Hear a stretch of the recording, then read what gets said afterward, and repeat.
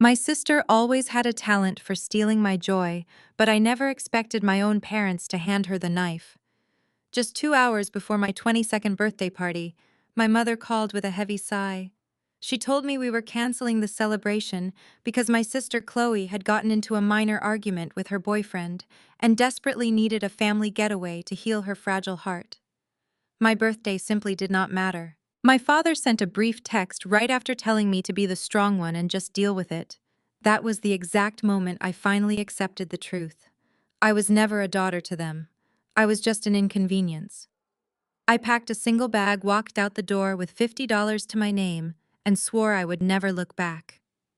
10 years later, they invited me to an exclusive high society gala, fully expecting me to arrive as the same broke, invisible scapegoat they had thrown away. They had no idea they were about to serve themselves up on a silver platter to a self-made billionaire. Before I continue this story, let me know where you are watching from in the comments below. Hit like and subscribe if you have ever had to cut off toxic family members to protect your peace. I am Maya Washington, 32 years old, and tonight is the night my family finally pays their tab. Growing up in the affluent circles of Atlanta, image was everything. My parents, Beatrice and Desmond, were absolutely obsessed with status. They spent their entire lives climbing the social ladder, attending elite events, and making sure our family looked completely flawless to their wealthy friends. Chloe was their golden child, the perfect socialite who played their game flawlessly. I was the dark cloud. I cared more about building real businesses than gossiping at country clubs. When they cut me off 10 years ago, they thought I would come crawling back. Instead, I built a real estate and hospitality empire from the ground up. Tonight, the grand ballroom of the Obsidian, the most exclusive five-star hotel in Atlanta, is hosting a prestigious charity gala. My parents bought a VIP table to parade their success and show off Chloe and her husband Trevor. Trevor is a white man who runs an investment fund, and he always wears his arrogance like a badge of honor. He loves to act like he is doing our family a massive favor just by being part of it. They extended a pity invitation to me, likely just to have someone to look down on. I walked into the ballroom wearing a simple unbranded vintage coat over my evening gown. The room was dripping in luxury, filled with the soft hum of jazz and the clinking of crystal glasses. I approached our reserved table. Chloe took one look at me, and her perfectly contoured face twisted into a sneer of pure disgust. "Take this $200 gift card and go find a seat in the back corner," Chloe snapped. She threw the envelope right at my chest, letting it flutter down to the marble floor. "This is a VIP table, Maya. Trevor just closed $1 million deal. You showing up in that old coat is going to completely embarrass us in front of the entire city." Trevor let out a loud, mocking laugh. He swirled the bourbon in his glass, looking at me as if I were something he had scraped off his shoe. "Come on, Chloe, go easy on her," Trevor said, his voice dripping with condescension. "She probably cleans hotel rooms for a living. $200 is a lot of money for her. Hey Maya, be a good girl and take my jacket out to the valet. I will tip you $50. You do not understand how high finance works, so just stay out of the way." I looked at my parents, waiting to see if they would intervene. My father Desmond simply looked away, taking a sip of his wine. My mother Beatrice adjusted her diamond necklace and sighed heavily. "Just do what your sister says, Maya," my mother muttered, waving her hand dismissively. "We are trying to network with important investors tonight. We do not need your negative energy ruining the atmosphere. Go grab a plate from the buffet and sit with the staff." 10 years ago, those words would have broken me. I would have picked up that gift card, swallowed my tears, and hidden in the bathroom. But the frightened 22-year-old girl they threw away was gone. Standing in her place was a woman who owned the very ground they were sitting on. I did not cry. I did not yell. I simply smiled, a slow, calculated smile that made Trevor shift uncomfortably in his seat. I stepped past the discarded envelope on the floor and walked directly to the head of the table. I raised my hand and snapped my fingers once. Within seconds, the hotel general manager hurried over, his posture stiff with absolute respect. "Charge the entire bill for this VIP section to my account," I said, my voice calm, but echoing clearly across the sudden silence of our table. "In fact, cover the cost for the next 3 tables as well. Add the 3 bottles of Dom Perignon my brother-in-law just ordered to celebrate his imaginary success. I am buying out this entire corner of the room to ensure my peace and quiet. I reached into my clutch and pulled out a solid titanium black American Express card. I dropped it onto the pristine white tablecloth. It landed with a heavy metallic thud that seemed to echo in the quiet space. Trevor stopped swirling his bourbon. His smug smile vanished instantly, replaced by a look of sheer confusion. Chloe stared at the black card, her eyes wide, recognizing a tier of wealth she could only dream of touching. My mother lunged forward, her face flushed red with sudden panic. "Maya, what on earth are you doing?" she hissed, trying to snatch the card from the table. "Where did you steal this? You are going to get us all arrested. Trevor is waiting for the executives from Vanguard Horizon to arrive. Do not you dare ruin this night with your desperate need for attention." I calmly placed my hand over the card, stopping my mother from taking it. I looked her dead in the eye, my voice perfectly steady. "This is my card, Mother. My name is on it, and my money pays for it." Trevor scoffed, though his voice lacked its previous confidence. "Do not be ridiculous. You cannot afford to buy out this room. The minimum spend here is $50,000. You are bluffing." I did not even look at him. I kept my eyes on the manager, who was standing at strict attention, completely ignoring Trevor and my mother. "Process it," I instructed the manager smoothly. The manager bowed deeply, keeping his hands clasped behind his back. He did not reach for the card. Instead, he spoke in a voice loud enough for the surrounding tables to hear. "That will not be necessary, Madam Chairman. As the sole owner of the Obsidian Hotel, your presence here tonight is our greatest honor. Every expense is entirely on the house. Imagine sitting in your childhood bedroom, watching your parents load their luxury luggage into a town car just 48 hours before your 22nd birthday." My phone rang, and my mother Beatrice did not even bother with a greeting. "We are canceling your dinner, Maya. Chloe had a fight with her boyfriend and she is crying. We are taking her to the Bahamas to heal. Your sister needs us right now." Before I could even process the dismissal, my phone buzzed again. A text from my father, Desmond, appeared on the screen. "You are the strong one. Deal with it." I did not cry. I did not beg them to stay. I simply realized that in the Washington family, I was never a daughter. I was a prop. I was the dark background meant to make my sister Chloe shine brighter. So while they were flying over the ocean to soothe my 30-year-old sister, over a minor argument, I packed a single duffel bag. I left my house keys on the kitchen counter, walked out with $50 to my name, and disappeared. For 10 years, they thought I was a failure. They told their wealthy friends I was an ugly college dropout who ran away to live on the streets. They had no idea I was quietly building a real estate and hospitality empire that would eventually swallow their entire world. Before I continue this story, let me know where you are watching from in the comments below. Hit like and subscribe if you have ever had to cut ties with a toxic family to build your own empire. I am Maya Washington, 32 years old, and tonight the past is finally catching up with my family. Before heading down to the gala, I stood on the balcony of my glass penthouse, sipping a glass of red wine and looking out over the beautiful Atlanta skyline. The city lights glittered below me, a constant reminder of how far I had climbed. Growing up in the elite circles of Atlanta was a suffocating experience. My parents were obsessed with legacy. They spent their entire lives climbing the social ladder, attending exclusive galas, and desperately maintaining their status among the Black elite. To them, image was literally everything. Chloe was their absolute masterpiece.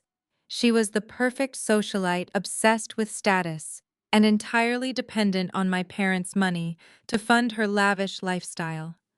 She spent her days organizing luncheons and making sure she was always the center of attention. I was the exact opposite. I wanted to build businesses, not gossip at country clubs. When I left, they erased me from their narrative. But the shadows are the perfect place to build an empire. Without their constant criticism weighing me down, I channeled all my anger into my work. I started small, flipping forgotten properties, and eventually moved into luxury commercial real estate. Now I am the founder and chief executive officer of a private investment fund, but I have kept my identity strictly anonymous to the public. Tonight, the alumni of Spelman College are hosting a massive charity gala. The event is being held at the Grand Ballroom of the Obsidian, which happens to be the newest and most luxurious five-star hotel in Atlanta. My parents bought a premier VIP table right by the stage to parade their success. They brought Chloe and her husband, Trevor.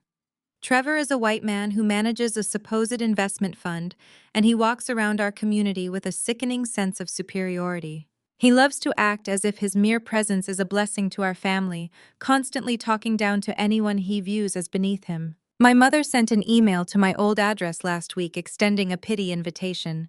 She probably wanted me there just to serve as a visual contrast to her perfect daughter. She wanted the college dropout to sit in the corner and marvel at their success. I decided to give her exactly what she wanted. I arrived at the Obsidian wearing a simple tailored evening gown covered by an unbranded vintage coat. I wanted to look ordinary just to see how quickly they would show their true colors. As I walked through the grand double doors of the ballroom, the scent of expensive perfume and the sound of a live jazz band washed over me. The room was breathtaking, with crystal chandeliers casting a warm glow over the city's most influential people. I spotted my family immediately. They were holding court at the center table, sipping champagne and looking down their noses at everyone else. I took a deep breath and walked straight up to their VIP section. Chloe was in the middle of a loud laugh, but it died in her throat the second she saw me. She looked me up and down, her face twisting into a mask of pure disgust. "What are you doing here?" Chloe snapped, her voice slicing through the music. "This is an elite charity gala, Maya, not a shelter. You do not belong at this table. This event is for high society, not college dropouts." Trevor stood up, adjusting his expensive suit. He looked at me with that familiar, arrogant smirk. "Maya, it is so good of you to show up," he said, his voice dripping with condescension. He took off his suit jacket and held it out to me. "Take this out to the valet for me, will you? I will tip you $50. It is probably more than you make in a week wherever it is you work. Be a good girl and go wait in the lobby. There are high-level financial executives here tonight, and you are completely out of your element." The grand doors of the Obsidian Hotel ballroom opened, and I stepped into a world that felt entirely foreign yet deeply familiar. The air was thick with the scent of expensive Tom Ford perfume and the low, sophisticated hum of a live jazz quartet playing in the corner. This was the Spelman College Alumni Fundraising Gala. It was the absolute pinnacle of Atlanta high society, an event designed specifically for the Black elite to see and be seen. Women draped in custom couture gowns and men in bespoke tuxedos mingled under cascading crystal chandeliers. Waiters moved silently through the room, carrying silver trays of champagne and caviar. I kept my posture perfectly straight, moving through the crowd with quiet, undeniable purpose. I chose my outfit carefully tonight. I wore a simple but elegantly tailored midnight blue dress, completely devoid of flashy designer logos. I wanted to blend into the shadows and absorb every detail of the room before making my presence known. For 10 years, I had stayed away from these suffocating circles, building my empire in complete anonymity. Tonight, I was finally stepping back into the light. I did not have to search hard to find my family. They had positioned themselves right in the exact center of the room, commanding attention, like royalty. My parents, Beatrice and Desmond, were busy working the room, shaking hands with politicians and real estate moguls, desperate to maintain their flawless image. They wore their wealth-like armor, hiding the rotting foundation of our family dynamic beneath diamonds and forced smiles. Chloe was standing nearby, holding court, surrounded by a circle of wealthy society ladies. She held her champagne glass like a royal scepter, laughing loudly at a joke someone made. My sister was a woman entirely obsessed with status. Her whole life revolved around elite social clubs and making sure everyone knew she was the golden child. She was wearing a diamond necklace that my parents probably took out a second mortgage to afford, just to ensure she looked the part of the perfect socialite. I took a slow, deep breath and walked directly toward her. The moment Chloe saw me approaching, her perfectly contoured smile completely vanished. Her eyes darted over my modest, unbranded outfit, and her expression instantly twisted into a mask of pure, unfiltered disgust. She quickly stepped away from her wealthy friends, pulling me aside so they would not hear her venom. "What on earth are you doing here?" Chloe hissed, her voice sharp enough to cut glass but kept low enough to avoid a public scene. "This is a Spelman Alumni Charity Gala, Maya. It is not a job fair for dropouts. You do not belong anywhere near this table or these people." I simply looked at her, letting her insecurities hang in the air. Her reaction was so predictable it was almost boring. Before I could even form a response, her husband Trevor materialized beside her. Trevor was a white man who managed a supposed investment fund, and he always wore his arrogance like a badge of honor. He loved parading around these elite black spaces, acting as if his mere presence elevated our family status. He viewed me not as a sister-in-law, but as the family failure he could comfortably mock to feel better about himself. Trevor smirked, flashing his perfectly whitened teeth. He completely ignored the tension radiating from Chloe and decided this was the perfect moment to assert his dominance. He shrugged off his expensive tailored suit jacket and shoved it directly into my hands, treating me like a coat check girl. "Maya, it is so good you finally made it," Trevor said, his voice intentionally loud, so the surrounding socialites would hear him. "Do me a massive favor and run this coat out to the valet for me. I will make sure to tip you $50 later."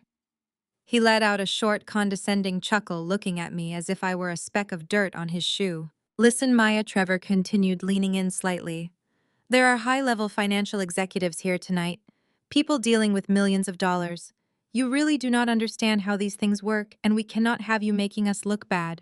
Be a good girl, go wait out in the lobby, and I will buy you a burger when we are done." Time seemed to slow down. 10 years ago, the sheer humiliation of this moment would have completely suffocated me.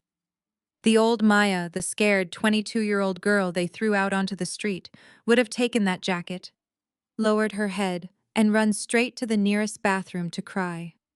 I would have felt the burning sting of shame, believing every terrible thing they said about me. I would have let them crush my spirit just to keep the peace. I glanced over Trevor's shoulder and saw my parents, Beatrice and Desmond, watching the entire exchange. They were standing just a few feet away, holding their drinks. They did not step forward.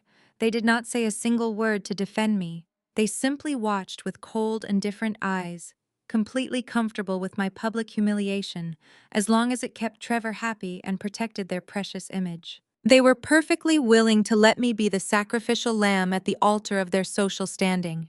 But I was no longer their victim. I looked down at the heavy designer jacket resting in my hands. I felt the expensive fabric against my fingers. Then I slowly raised my head and looked Trevor dead in the eyes. I did not blink. I did not show an ounce of anger or sorrow. I just smiled, a calm, calculated smile that made his arrogant smirk falter for a fraction of a second. I slowly opened my fingers. I let his expensive jacket slip from my hands and drop straight down to the pristine marble floor. It landed with a soft, pathetic thud, draping directly over his polished Italian leather shoes. Trevor gasped, stepping back quickly, as if I had just dropped a live grenade at his feet. Chloe let out a sharp gasp, her hand flying to her chest in absolute shock. Several heads from the neighboring tables turned to look at us, their conversations dying out as they witnessed the blatant disrespect. The society ladies who had been laughing with Chloe just moments ago were now staring with wide eyes, unable to look away from the drama unfolding right in front of them. I did not raise my voice. I did not flinch. I simply stepped right over his fallen jacket, making sure the sharp heel of my shoe pressed firmly into the expensive fabric as I walked past him.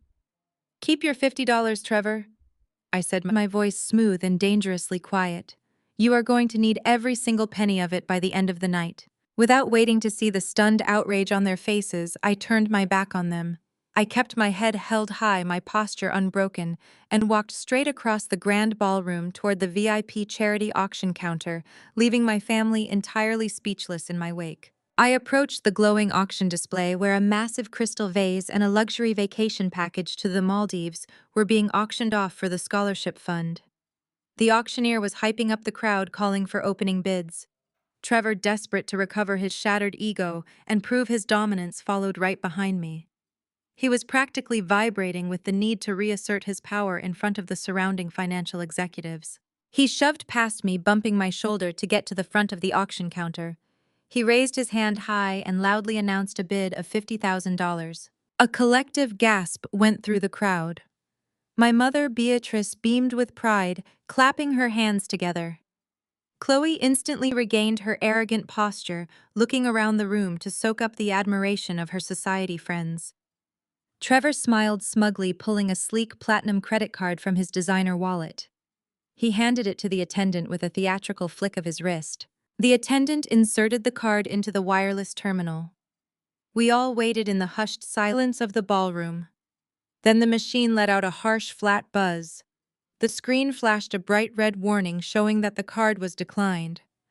Trevor's smile faltered. He cleared his throat loudly, blaming the bank for a sudden fraud alert due to the large amount. He pulled out a second card and handed it over. The attendant swiped it again. Another sharp buzz echoed through the quiet space, declined again. The whispers started immediately. In a room full of the city's most elite and wealthy individuals, nothing travels faster than the scent of financial ruin. The society ladies who had been praising Chloe just moments before were now covering their mouths and whispering to each other. My parents exchanged panicked looks, their perfectly crafted image cracking right down the middle. Trevor's face turned a dark, humiliating shade of crimson. He began patting his pockets, desperately searching for another card, muttering excuses that nobody was buying. The ground beneath his feet was completely shifting, and the power he thought he held over this room was vaporizing into thin air. I stepped forward. I did not rush. I moved with the calm, deliberate grace of someone who holds all the cards. I reached into my clutch and pulled out my solid titanium black American Express card. I tossed it onto the glass counter. It landed with a heavy, undeniable thud that made Trevor jump. "Swipe my card," I instructed the attendant, my voice perfectly steady. "Consider it my personal donation to buy the silence of people who love to show off with empty wallets." Trevor stared at the black card as if it were a ghost. He knew exactly what that piece of metal represented. It required a massive fortune just to be invited to carry it. He looked from the card to my face, his eyes wide with a sudden, terrifying realization. The attendant slid my heavy metal card into the machine. The screen loaded for a split second, then a loud, approving beep echoed through the silent crowd. That simple electronic beep sent my mind violently rushing back exactly 10 years. I was 22 years old, standing in my parents' kitchen, clutching a paper printout from the bank. My entire college savings account was completely empty. Every single dollar I had painstakingly saved from working exhausting double shifts had vanished. My mother Beatrice stood there casually buttering her toast, not even bothering to look me in the eye. "We needed the cash for your sister's wedding to Trevor," my mother had said, her tone completely indifferent. "Chloe deserves a lavish ceremony to match Trevor's status, and your little business degree is simply not a priority, Maya. You will just have to drop out and figure it out yourself." My father Desmond had stood right beside her, nodding in agreement. He told me to stop being so selfish and to think about the family image. They had sacrificed my entire future, my education and my dreams, just to buy Trevor a spectacular wedding reception. They forced me to drop out of college so Chloe could have a wall of imported white roses and a designer gown. The soft sound of the receipt printer brought me back to the present moment. The machine spat out the approved slip for $50,000. $50,000 gone in an absolute instant, and my heart rate did not even elevate. I took the pen from the attendant and signed my name with a smooth, elegant stroke. I handed the pen back and picked up my card. The crowd around us remained completely silent, watching the incredible shift in dynamics. The wealthy executives Trevor had been trying to impress were now looking at me with intense curiosity and deep respect. I turned to face my family. Chloe was physically shaking her hands, gripping the edge of the auction table to keep herself steady. My parents looked absolutely horrified, unable to comprehend how the daughter they had discarded and bankrupted was now effortlessly dropping tens of thousands of dollars on a whim. Trevor was breathing heavily, sweat forming on his forehead. The arrogant white savior of our family was currently standing with empty pockets, staring at the woman he had just ordered to fetch his car. "You should check your credit limits, Trevor," I said, my voice smooth and loud enough for the executives nearby to hear. "It is quite embarrassing to play the billionaire when your accounts cannot even clear a basic charity donation." Do not worry, though.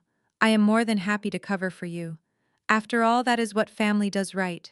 I smiled at my mother, letting those words sink deep into her chest. I watched the blood drain completely from her face. The power dynamic in the room had permanently shifted. The foundation of their entire social standing was built on lies, and I was holding the sledgehammer. I took a step closer to Trevor, invading his personal space. His eyes darted nervously toward the Vanguard Horizon executives, who were now whispering among themselves and pointing in our direction. The very people he needed to impress were currently witnessing his absolute humiliation. I could see the panic rising in his chest. His breathing grew shallow, and his perfectly styled hair suddenly looked disheveled. You know, Trevor, I continued, my tone conversational but laced with absolute poison. It takes a very specific type of arrogance to walk into a room full of self-made millionaires and assume you are the smartest person here simply because of who you are. You really thought you could come here tonight, throw your weight around, and treat me like the help. But the reality is, you are nothing but a fraud wearing an expensive suit. You are a man standing on a house of cards, and a gust of wind is about to blow it all down. I turned my gaze to Chloe, who was now biting her lips so hard I thought it might bleed. She was desperately trying to maintain her composure, but the cracks in her perfect facade were breaking wide open. She looked at her friends in the crowd, the same women who had been fawning over her just 20 minutes ago. Those women were now looking at her with a mixture of pity and amusement. In high society, there is nothing more unforgivable than being exposed as a fraud. I leaned in close to my sister. My voice was barely a whisper, meant only for her and my parents to hear. 10 years ago, you stole my future to pay for your wedding, I whispered softly. You thought you buried me. You thought I would just disappear and accept my place at the bottom. But you forgot one crucial detail, Chloe. When you bury a seed, it grows. And I have grown into a force you cannot even begin to comprehend. Enjoy the rest of your evening. It is going to be the last good night you ever have. My whisper had barely registered in Chloe's panicked mind before the crowd suddenly parted. Beatrice and Desmond pushed their way to the front of the auction counter. I watched them rush forward, expecting at least a shred of shock or disappointment directed at the man who had just embarrassed our entire family. But toxic families do not operate on logic. They operate on a twisted hierarchy, and I was forever at the bottom. Beatrice did not even look at Trevor. Her eyes were completely fixed on the titanium card resting on the glass counter.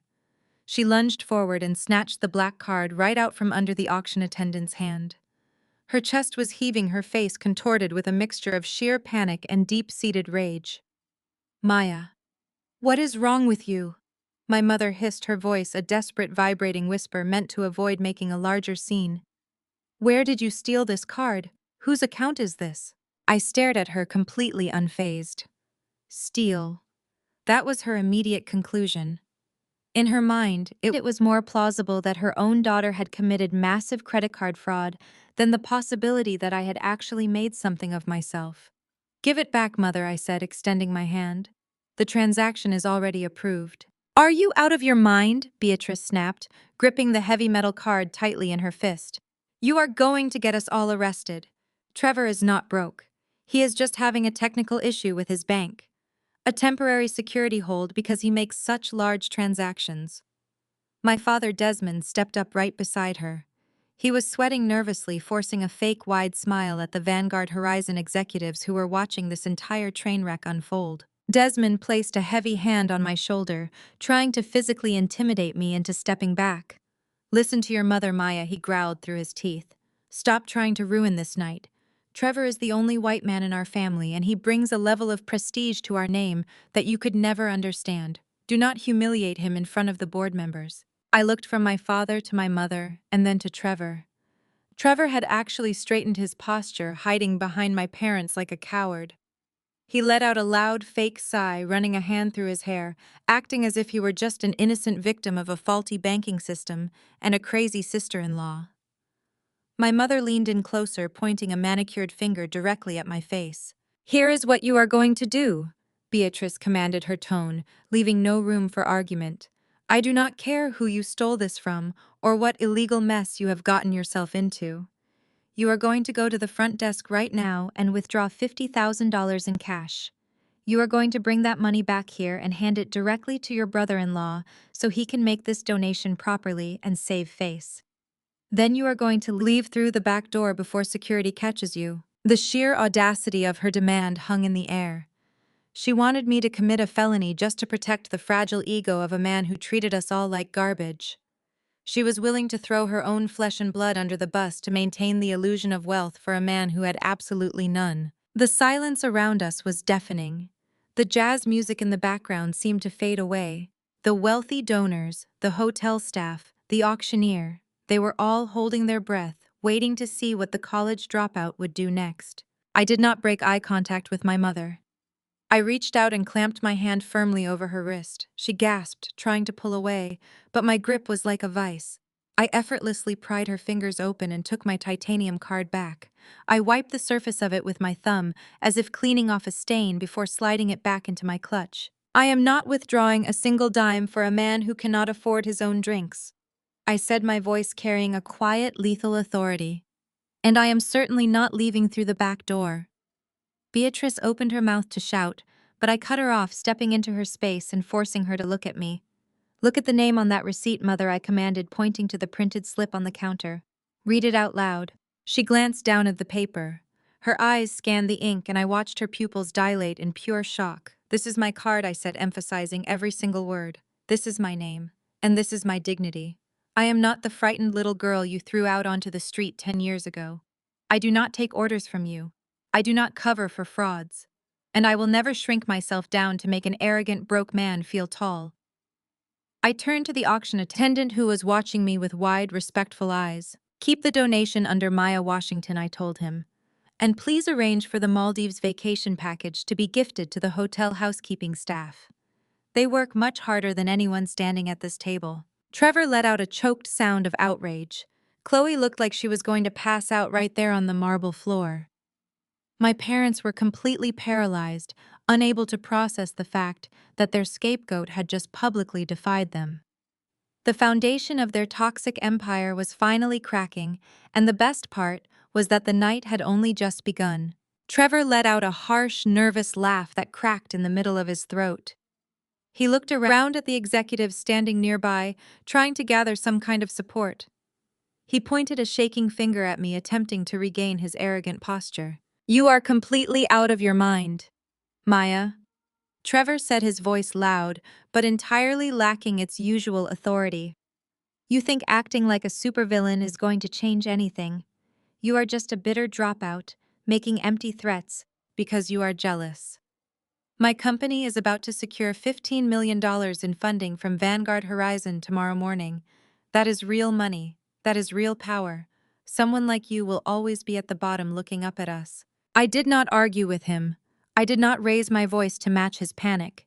I simply reached back into my clutch and pulled out my phone. The grand ballroom was so quiet now that the soft tapping of my manicured nail against the screen was the only sound in our immediate circle.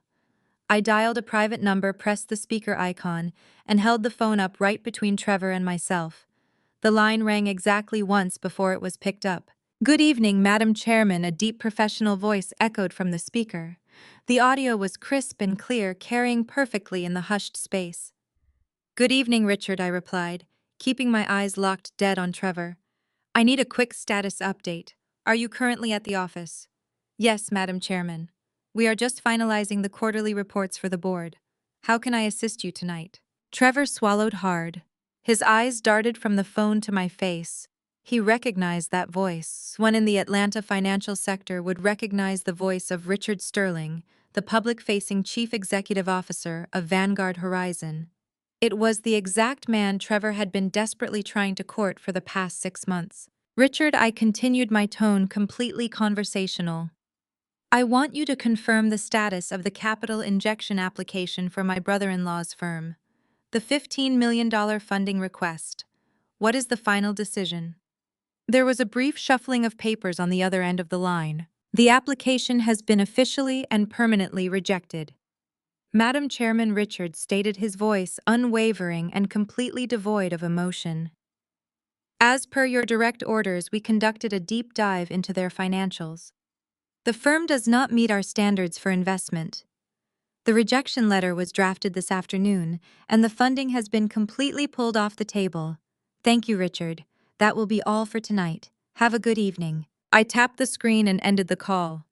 The silence that followed was heavy enough to crush bone. The entire ballroom seemed to stop breathing. The wealthy socialites, the powerful real estate moguls, and the elite politicians who had gathered around our table were standing frozen in absolute shock. The anonymous founder, the elusive billionaire behind Vanguard Horizon, the largest private equity firm in the state, was not some old money tycoon. It was the woman standing in the simple vintage coat. It was the woman my family had just tried to banish to the back of the room. I watched Trevor as the reality of the situation crashed down on him. The transformation was instantaneous and beautiful to witness. The arrogant, confident white man who had ordered me to fetch his car just minutes ago was completely gone. In his place stood a terrified, broken fraud. All the blood drained from his face, leaving him looking like a ghost. His jaw hung slack, and a thick bead of sweat rolled down the side of his face, soaking into his stiff white collar. His breathing became shallow and rapid. He tried to speak, but no sound came out of his mouth. Chloe was in even worse shape. My sister, the golden child who had built her entire identity on being superior to me, looked as though she had been physically struck. Her perfectly painted lips trembled, and she took a staggering step backward, bumping into the edge of the auction table. Maya, she stuttered, her voice sounding high-pitched and desperate. Maya, you are the founder, but you dropped out. You do not have anything. Her brain simply could not process the information. She had spent a decade convincing herself that my life ended the day she stole my college tuition. The realization that I had surpassed her husband, her parents, and every single person in her elite social circle was breaking her mind in real time. My mother, Beatrice, and my father, Desmond, looked like statues. They were paralyzed, trapped in a nightmare of their own making. The daughter they had discarded like trash was currently holding their entire world in the palm of her hand. They could not pretend this was a mistake. They could not gaslight their way out of a live phone call with a chief executive officer. The power they thought they had over me was entirely a delusion. But I was not done. I did not give them a single second to catch their breath or try to formulate an excuse. They had wanted a public spectacle, and I was going to give them a masterpiece. I reached into the inner pocket of my coat and pulled out a thick folded stack of papers. I let them drop onto the glass auction counter right next to my titanium credit card. Did you really think I would reject your funding just out of spite, Trevor? I asked, stepping closer to him until he was forced to look down at the documents. I am a businesswoman. I make decisions based on facts and data, and your data is absolutely horrifying. I tapped the top of the stack. It was a comprehensive forensic audit report printed on official Vanguard Horizon letterhead. When my team looked into your company, we did not just find poor management, I said, my voice ringing with crystal clear authority. We found a disaster. You are not running an investment firm, Trevor. You are running a Ponzi scheme. The gasps from the surrounding executives were immediate and loud. A Ponzi scheme in this circle was the ultimate death sentence. It meant that Trevor was not just failing, he was actively stealing from the very people in this room. You do not have any real profits. I continued, ignoring the chaotic whispers spreading through the crowd. You have been taking money from new investors in our community to pay off the old ones, keeping the illusion alive while skimming off the top to fund my sister's designer wardrobe. That $15 million you were begging me for was not for expansion. It was a desperate attempt to plug a massive hole in your accounts before the federal authorities noticed. Trevor shook his head, frantically raising his hands in a weak defensive gesture. That is a lie, he choked out, his voice cracking. That is a complete lie. My firm is perfectly legal. You are making this up to ruin me. I smiled, a cold, merciless smile. I do not need to make anything up, Trevor. The numbers do all the talking, and your numbers show that you are entirely bankrupt. In fact, you are so broke that you had to find a creative way to secure a shadow loan just to keep the lights on this month.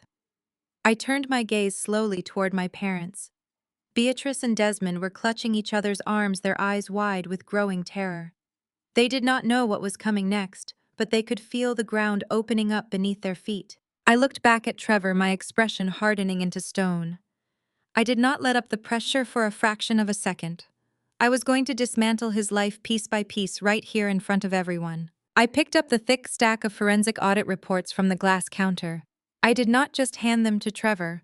I turned toward the crowd of wealthy executives, doctors, and real estate moguls who had gathered around our table.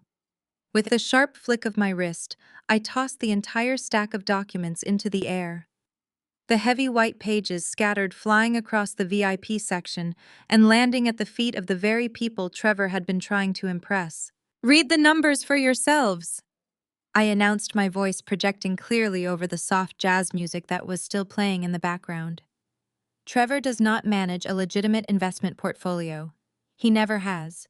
He is running a textbook Ponzi scheme, and he has been specifically targeting the elite members of our own community to fund his lavish lifestyle. The ballroom erupted into absolute chaos.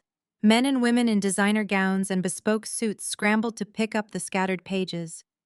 I watched their eyes dart rapidly across the financial breakdowns, the highlighted bank transfers, and the undeniable proof of massive fraud. The collective realization washed over the crowd like a tidal wave. I stepped closer to Trevor, raising my voice so every single person in the room could hear me. "That $15 million you begged Vanguard Horizon to give you was not for expanding your firm, Trevor," I said, pointing a finger directly at his chest. "You needed that capital injection to plug a massive bleeding hole in your offshore accounts before the federal authorities caught up with you. You were planning to take our money, pay off just enough people to avoid suspicion, and then flee the country, leaving my sister and my parents holding the bag." Trevor stumbled backward, shaking his head frantically. His face was completely drenched in sweat. He looked around the room, desperate for an ally, but the faces staring back at him were filled with pure, unfiltered rage. "That is a lie," he stammered, holding up his hands. "She is a disgruntled relative. These documents are forged. Do not listen to her." But the crowd was no longer listening to him. A prominent federal judge who had been standing 2 tables away stepped forward, gripping one of the audit pages so tightly his knuckles turned white. I recognized him immediately. He was one of my parents' closest friends from their country club, and apparently one of Trevor's largest investors. "You told me my retirement funds were secured in high-yield municipal bonds," the judge roared, his voice completely shattering the elegant atmosphere of the gala. "This report says the account is entirely empty, Trevor. Where is my $2 million? A wealthy surgeon standing next to my mother shoved her way to the front. She waved another piece of paper directly in Trevor's face. "And my $500,000, she demanded. "You told me it was tied up in a commercial real estate venture. This audit shows you wired it to a private account in the Cayman Islands last Tuesday." The panic in the room escalated instantly. The elite socialites who had been praising Chloe just half an hour ago were now closing in on her husband like wolves. Angry voices overlapped each other, demanding their money, demanding answers, demanding blood. The polished, refined facade of Atlanta high society completely dissolved into a furious mob of betrayed investors. Chloe let out a terrified shriek and hid behind my father, grabbing his tuxedo jacket. She looked at the furious faces of her friends and realized that her social standing was completely obliterated. There would be no more country club luncheons, no more charity galas, and no more pretending to be royalty. She was now the wife of the most hated man in the city. My parents, Beatrice and Desmond, were trapped in the center of the storm. My mother tried to put on her usual polite smile, desperately attempting to calm the angry surgeon. "Please let us just discuss this privately," my mother begged, her voice trembling. "There must be a simple accounting error. Trevor is a good man. He is family." "Do not you dare defend him," Beatrice the surgeon snapped, batting my mother's hand away. "Your golden son-in-law just robbed us blind. You vouched for him. You brought him into our church. You introduced him to our investment circles. If my money is gone, I am holding you personally responsible." My father Desmond looked like he was going to have a heart attack. The man who had spent his entire life building a pristine reputation was now standing in the middle of a massive financial scandal. He turned to Trevor, his eyes wide with horror. "Tell them it is not true," Desmond pleaded, grabbing Trevor's shoulder. "Tell them you have the money, Trevor." But Trevor had absolutely nothing to say. He looked at the angry mob closing in on him, and the sheer terror in his eyes confirmed every single word printed on those scattered pages. He tried to back away toward the exit, but two tall real estate developers physically blocked his path, crossing their arms and glaring down at him. I stood perfectly still, watching the beautiful destruction of the man who had ordered me to fetch his car. The irony was poetic. He had built his entire identity on the belief that he was inherently superior to everyone in this room simply because he was a white man in a black space. He had used my parents' desperate need for proximity to whiteness to infiltrate our family and empty their pockets. And now the very community he had looked down upon was tearing him apart. I did not feel a single ounce of pity. I had spent 10 years working 18-hour days, sacrificing my sleep and my youth to build a legitimate empire. I knew the value of a dollar and the weight of hard work. Watching a parasite like Trevor finally face the consequences of his arrogance was the most satisfying moment of my life. "Maya, please," Chloe cried out, her voice breaking as she looked at me from behind my father. "Tell them to stop. You are rich now. You can fix this. Just give them the $15 million so we can go home." I looked at my sister, marveling at her absolute delusion.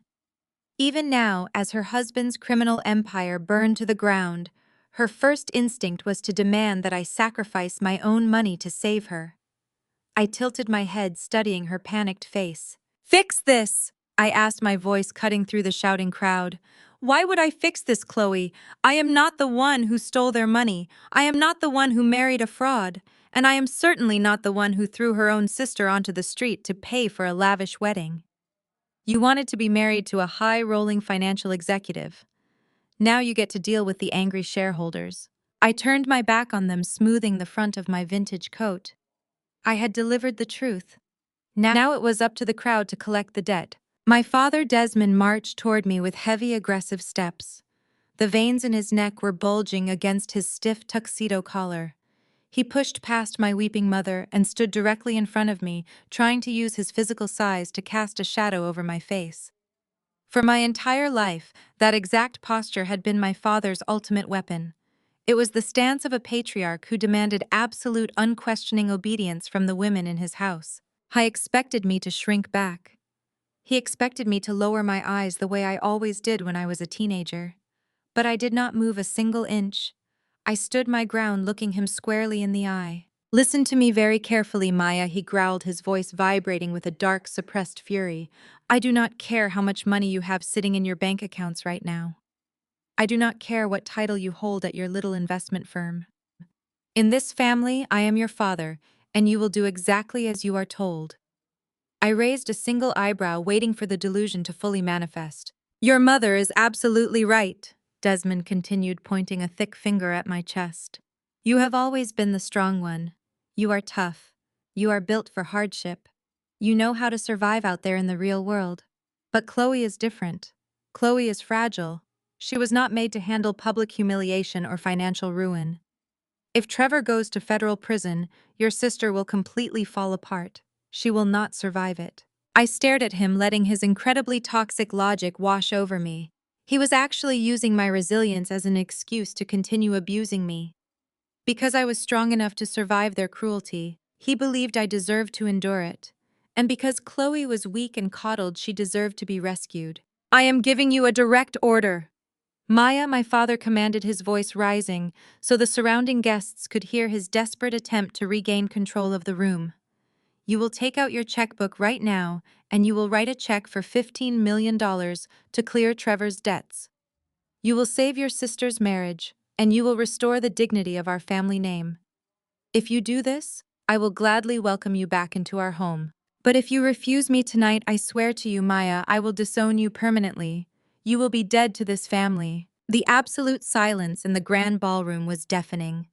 The wealthy investors, the politicians, the hotel staff, everyone was watching this intense standoff. They were waiting to see if the powerful billionaire would succumb to the emotional blackmail of her own father. I looked at Desmond's red, furious face. I looked at Beatrice, who was nodding eagerly behind him, wiping her fake tears. I looked at Chloe, who was peeking out from behind Trevor's shoulder, looking at me with wide, hopeful eyes, actually believing that our father could bully me into handing over my fortune. I felt a sensation bubbling up deep inside my chest. It started as a small spark and rapidly grew into an uncontrollable flame. I tried to suppress it, but the sheer absurdity of his threat was too much to contain. I threw my head back and laughed. It was not a polite chuckle. It was a loud, full-throated, genuinely amused laugh that echoed off the crystal chandeliers and bounced across the marble floors of the ballroom. I laughed so hard that tears actually pricked the corners of my eyes. The sound of my laughter completely shattered the heavy tension in the room, leaving my family staring at me as if I had suddenly grown a second head. My father stepped back, his face twisting from anger into deep confusion. "What is so funny?" he demanded, his fists clenched at his sides. I slowly caught my breath, wiping a small tear of amusement from my cheek. I looked at Desmond, a bright, dangerous smile spreading across my face. "You are going to disown me?" I asked, my tone dripping with pure, unfiltered mockery. "You are threatening to kick me out of the family." Desmond stiffened his jaw tight. "Yes, you will lose us forever." "Dad," I said, stepping forward and invading his personal space, forcing him to take another step back. "You cannot fire someone who quit 10 years ago. You cannot disown a daughter who already erased you from her life. You threw me out into the street when I was 22 years old with a raging fever. You told me to be the strong one and deal with it. Well, I dealt with it. I built a titanium wall between myself and your toxic approval." I circled him slowly like a predator examining its prey. I wanted everyone in the room to hear the absolute breakdown of his pathetic patriarchal authority. "You actually think I care about restoring the dignity of this family name?" I continued, my voice sharp and clear. "This family name means absolutely nothing to me. I do not use it in my business. I do not use it in my social life. I built my empire completely separate from your poisonous shadow. You are standing here demanding that I pay $15 million to save a white man who openly disrespected me all night simply because you worship his proximity to whiteness. You worship the country club status he brings you, and you are willing to sacrifice your own black daughter to keep it." Desmond's eyes darted nervously toward the other affluent black families in the room. The truth of my words hit him hard because everyone watching knew exactly what I was talking about. The obsession with status, the desperation to fit into elite circles, the willingness to tear down your own flesh and blood just to keep up appearances. "You listen to me," my father sputtered, trying to muster one last shred of dominance. "No, you listen to me," I snapped, my voice cracking like a whip. "Do you genuinely believe I put on this dress, walked into this gala, and revealed my identity because I wanted to beg for your forgiveness? Do you honestly think I came here hoping you would welcome me back into your miserable little club?" I stopped walking and stood perfectly still directly in front of him. The amusement was completely gone from my face, leaving only cold, calculated determination. "I did not come back here to ask for a seat at your table, Desmond. I came back to flip the table over entirely. I came back to settle the score." Desmond swallowed hard, the reality of his powerlessness finally sinking into his bones. The strong, commanding father figure was completely dissolving, leaving behind a pathetic man who realized he had backed the wrong horse. He had bet his entire legacy on a fragile daughter and a fraudulent son-in-law, and now the daughter he threw away was holding the deed to his entire existence. "You want to talk about settling scores?" Chloe suddenly shrieked, stepping out from behind her husband. Her voice was shrill and desperate, completely lacking her usual refined socialite tone. She could not stand the fact that I was verbally dismantling our father and holding the entire room captive. Chloe marched toward me, her diamond necklace sparkling under the lights. She pointed a trembling finger at my face. "You owe me, Maya," Chloe screamed, her perfectly applied makeup beginning to run. "You are rich because of us. If we had not pushed you out, if we had not been hard on you, you would have never found the motivation to build your little companies. We gave you that drive. You should be thanking me. You should be writing that check right now because without me, you would be nothing." The sheer level of narcissistic delusion required to make that statement was breathtaking. She was actually trying to take credit for my success, claiming that her cruelty was some kind of twisted gift. She wanted me to pay her for the trauma she inflicted. I looked at my older sister, feeling nothing but pure, unadulterated pity. She was a hollow shell of a human being entirely dependent on other people's money and validation to feel alive. I took a slow, deliberate breath. I was not going to yell. I was not going to lose my temper. I was going to use the final pieces of my arsenal to strip away the last remaining illusions this family held on to. I was going to show them that my revenge was not just about exposing Trevor's massive financial fraud. It was about uprooting their entire foundation. I reached into the inner pocket of my coat once again. I had promised myself I would save this particular surprise for the absolute climax of the evening. It was the crowning jewel of my 10-year plan. I pulled out a sleek black digital tablet. I unlocked the screen and tapped an icon mirroring the display directly to the massive presentation screens that had been set up on the stage for the charity auction. I wanted every single person in the grand ballroom to see exactly what I was about to show them. The ballroom was a symphony of absolute chaos. Furious investors had backed Trevor against the auction display, completely trapping him. The very same politicians and surgeons who had been toasting his success an hour ago were now demanding his arrest. I stood perfectly still, watching the destruction unfold with a deep sense of satisfaction. But the performance was not over yet. I saw my mother Beatrice pushing her way through the angry mob. She did not go to Trevor to defend him. She did not go to Chloe to comfort her. She came straight toward me. From my vantage point, looking down slightly at her, I watched her face undergo a terrifyingly rapid transformation. The cold, calculating glare she had worn all evening completely vanished. In a matter of seconds, her eyes welled up with theatrical tears. Her bottom lip began to quiver. She reached out and grabbed both of my hands, gripping them so tightly, her manicured nails dug into my skin. "Maya, my sweet, beautiful daughter." Beatrice cried out, her voice loud enough to cut through the shouting of the crowd. I stared at her hands clutching mine, feeling completely disgusted by the sudden display of affection. She had not called me sweet or beautiful in my entire life. "Maya, please, you have to stop this," my mother pleaded, tears streaming down her perfectly powdered cheeks. "You are so wealthy now. You have been blessed with so much incredible success. You must write a check and save your brother-in-law. Pay these people their $15 million so we can go home." I tilted my head, studying the sheer desperation on her face. The hypocrisy was staggering. "If Trevor goes to prison, how will your sister survive?" Beatrice sobbed, pulling at my arm. "How will she show her face at the country club? How will your father and I ever walk into our church again? The congregation will shun us. We will be stripped of our board seats at the foundation. We will lose everything we have built in this city. You cannot let this happen to us, Maya. We are family. We are your own blood." I looked at the woman who had birthed me. I saw the absolute terror in her eyes, not for my well-being but for her precious social standing. She did not care that Trevor was a criminal who had robbed her own community blind. She only cared that the other wealthy ladies at her elite church would find out she was associated with a fraud. She wanted me to drain my own bank accounts to buy back her pristine reputation. I slowly and deliberately peeled her fingers off my wrists, pushing her hands away. "Blood," I asked, my voice dropping to a deadly calm that made her flinch. "You want to talk to me about blood and family?" Beatrice wiped a tear from her cheek, nodding frantically. "Yes, baby. We are family. We have to stick together when things get hard." I took a step forward, invading her space, forcing her to look me dead in the eye. "Let me refresh your memory about how this family sticks together," I said, my tone slicing right through her fake crying.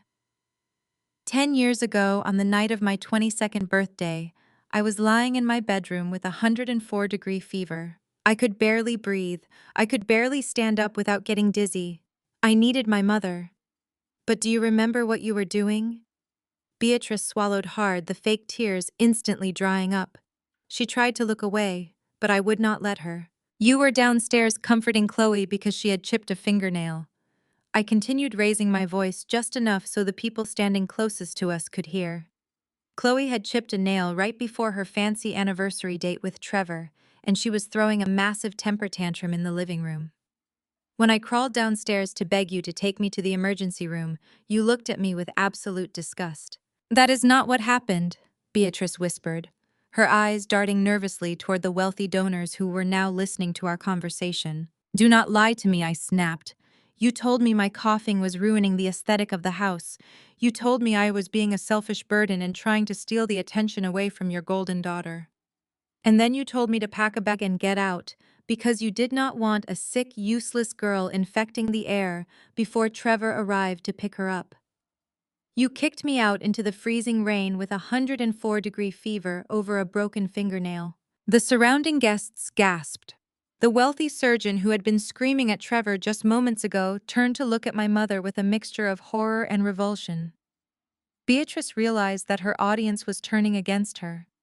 Her reputation was crumbling faster than Trevor's investment firm. "Maya, please keep your voice down," Beatrice hissed, dropping the loving mother act entirely. Her true colors were bleeding through the cracks of her panic. "You are taking things completely out of context. You are always so dramatic and overly sensitive. I was trying to teach you independence." "Independence," I repeated, letting out a sharp, bitter laugh.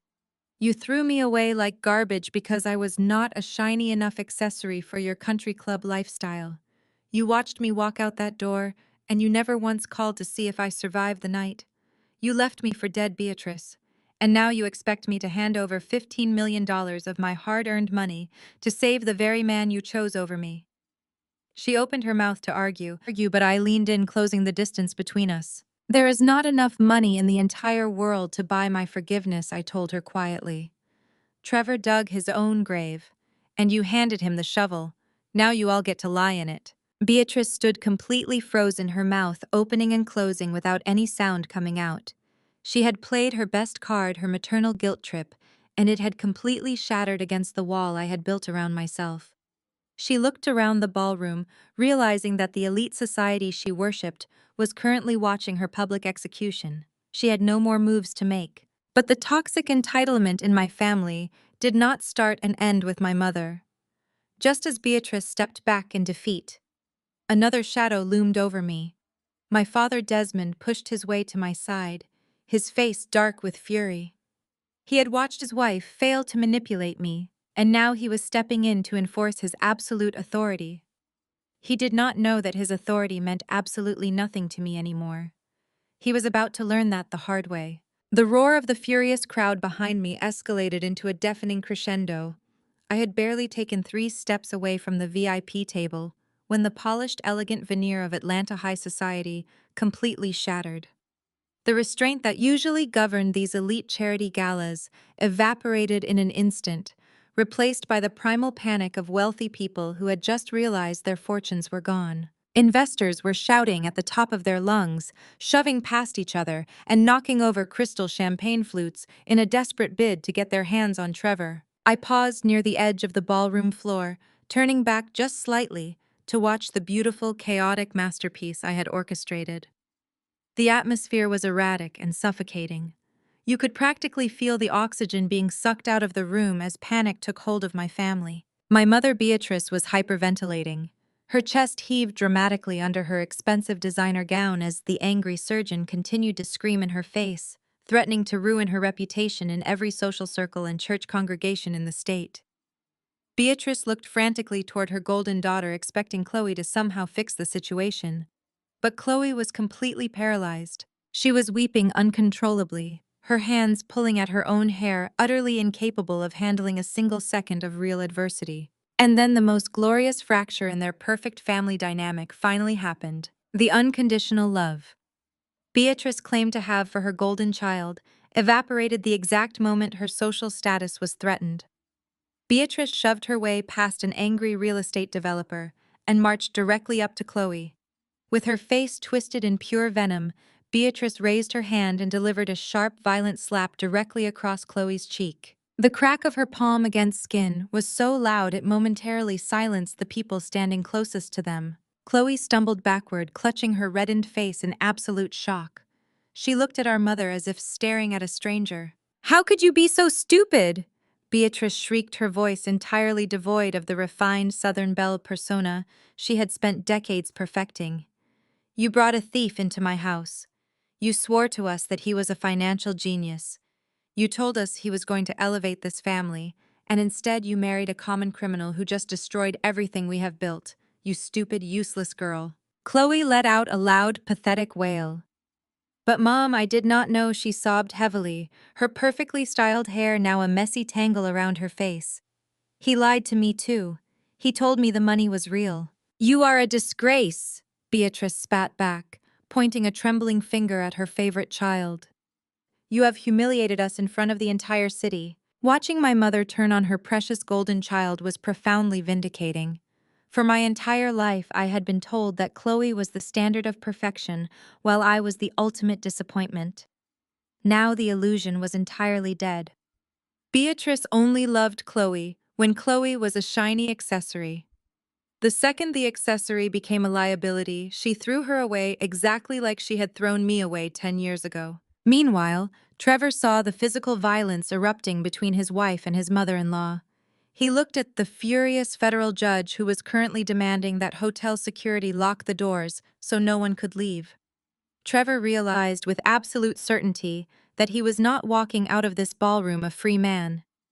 His arrogance was completely gone, replaced by the pathetic, cowardly instinct of a cornered rat. Trevor suddenly shoved his way violently through the crowd. He knocked an elderly woman aside, sending her stumbling into a cocktail table as he made a desperate mad dash toward the kitchen service doors. He was actually going to abandon his weeping wife and leave my parents to face the angry mob of investors alone. He bolted across the marble floor, his expensive Italian shoes slipping slightly on spilled champagne. He was panting heavily, his eyes fixed on the exit signs. He thought he had found a way out. I was wrong. Before his hand could even brush the brass handle of the service doors, a solid wall of custom-tailored black suits stepped out from the shadows. My personal security detail. 4 massive, highly trained bodyguards, who had been quietly monitoring the perimeter of the room the entire evening, seamlessly shifted into his path. Trevor slammed hard into the chest of my lead security chief, bouncing off him like a rag doll. Before Trevor could even regain his balance, 2 of the guards grabbed him by the shoulders of his ruined suit. They hoisted him off his feet with effortless precision and dragged him backward, kicking and thrashing across the ballroom floor. They marched him directly back to the VIP table and slammed him violently into his chair, forcing him to sit. "Do not move," my security chief ordered, his voice a low, dangerous rumble that made Trevor instantly freeze in terror. Trevor sat there trembling uncontrollably, his head buried in his hands. He was completely defeated. My father Desmond stepped forward. He was breathing heavily, his tuxedo jacket wrinkled and his tie askew. Even in the face of absolute financial and social annihilation, Desmond was still desperately trying to cling to his role as the powerful patriarch. He raised his hands, pleading with the angry mob of investors who were closing in around the table once again. "Please, everyone, calm down," Desmond shouted, his voice cracking with desperation. "We will make this right. I give you my word as a man of God and a pillar of this community. We will make every single one of you whole." The federal judge scoffed loudly, crossing his arms. "And exactly how are you going to do that, Desmond? Your son-in-law just incinerated tens of millions of dollars. You do not have that kind of liquidity." "We have assets," Desmond fired back, his eyes wide and panicked. "Beatrice and I own a sprawling $3 million estate in Buckhead. It is fully paid off. We own it free and clear. We will put the house up for sale tomorrow morning. We will liquidate the property and use the funds to cover Trevor's shortages. Every penny from the sale of our home will go toward repaying his debts to this community. I promise you." My mother gasped, clutching her chest. "Desmond, you cannot sell our home," she cried out. "Where will we live? How will we host our events?" "It is the only way to keep him out of prison and save our name." "Beatrice," Desmond snapped, silencing her with a harsh glare. "We have to sell the estate." I stood a few feet away, listening to my father attempt to negotiate his way out of a burning building. It was almost sad how little he actually understood about the reality of his own life. He truly believed he still had a safety net. He truly believed his precious mansion was going to be his saving grace. I slowly walked back toward the table, signaling my bodyguards to part the crowd and give me space. The angry investors fell silent as I approached, knowing that the anonymous billionaire founder of Vanguard Horizon was about to speak again. I stopped directly in front of my father. I looked at his desperate, sweating face and felt a cold, ruthless wave of satisfaction wash over my heart. "That is a very noble gesture, Dad." I said, my voice smooth and loud enough for the entire room to hear, offering to sell your beautiful $3 million estate to pay back the people your son-in-law defrauded. It shows a real commitment to family values. Desmond swallowed hard, trying to stand tall. It is what a man has to do, Maya. We take care of our own messes. There is just one massive problem with your generous offer. I continued, tilting my head slightly. You cannot sell what you no longer own. The silence that hit the ballroom was so absolute you could hear a pin drop. Desmond froze. His eyes darted back and forth as his brain struggled to comprehend my words. What are you talking about? Desmond demanded, his voice dropping to a harsh whisper. I have the deed in my safe. The house is completely paid off. It was paid off, I corrected him, pulling a crisp folded document from my clutch. But you see, Dad, when Trevor realized his little Ponzi scheme was running out of fresh cash 6 months ago, he got desperate. He needed a massive influx of capital just to keep his early investors from asking questions. But no legitimate bank would lend him a single dime. So he went to a shadow lender, a high-interest predatory private equity firm. I slowly unfolded this document. It was a formal legal notice stamped with a bright red seal. Trevor needed collateral for that shadow loan. I continued walking slowly around the table, making sure everyone could hear the story. So he took the deed to your beautiful estate. He forged your signature and mother's signature on a power of attorney agreement. He used your pristine $3 million home as collateral to secure a $2 million emergency loan. Beatrice let out a horrifying high-pitched scream. She lunged toward Trevor, grabbing him by the collar and shaking him violently. You forged our signatures, you absolute monster, she shrieked. Tell me she is lying, Trevor. Tell me you did not put a mortgage on my house. Trevor did not even look at her. He just kept his head buried in his hands, quietly sobbing. His silence was a complete confession. Desmond stumbled backward, clutching the edge of the table to keep himself from collapsing. His breathing was heavy and ragged. We can pay it back, Desmond gasped, looking wildly at the crowd. We can take out a legitimate loan and pay off the shadow lender. We still have equity. We can save the house. It is too late, Dad, I said, stopping right in front of him and holding the red-stamped document up to his face. Trevor missed the last 3 payments on that shadow loan. The lender executed the default clause. The bank quietly foreclosed on your property at 8 o'clock this exact morning. Desmond's knees actually buckled. He dropped heavily into a chair, clutching his chest, as if he were experiencing physical heart failure. The mansion, the country club status, the perfectly manicured lawn, the sweeping staircases, all of the things they had prioritized over my health and my life were completely gone in a flash. But I was not quite finished. I needed to twist the knife one last time to ensure the wound was completely fatal. When a property like that is foreclosed on, it goes to a private auction, I explained, my voice dropping to a dark, venomous whisper. And the firm that held the debt decided to liquidate the asset immediately to recoup their losses. It was sold for pennies on the dollar just 2 hours ago to an anonymous real estate holding company. I leaned in close so only my father, my mother, and my sister could hear my final words. That anonymous holding company belongs to me, I whispered, a dark smile curving my lips. I bought your house, Dad. I own the roof over your head. I own the floors you walk on. You have absolutely nothing left to sell. And your darling son-in-law still owes these people $15 million. The sheer weight of my words crushed whatever fight was left in my father. Desmond sank deeper into his chair, looking like a hollow shell of the powerful patriarch he pretended to be. Beatrice was weeping into her hands, completely shattered by the realization that her precious social status was permanently deleted. Chloe was staring at Trevor, her eyes wide with a mixture of terror and revulsion. The angry crowd of investors surged forward again. There was no more house to sell. There was no secret bailout. Trevor was completely out of options, and the wealthy elite of Atlanta were ready to tear him limb from limb. He backed up against the edge of the stage, hyperventilating. His eyes darted frantically around the room, looking for any possible escape route, but my security team had the perimeter completely locked down.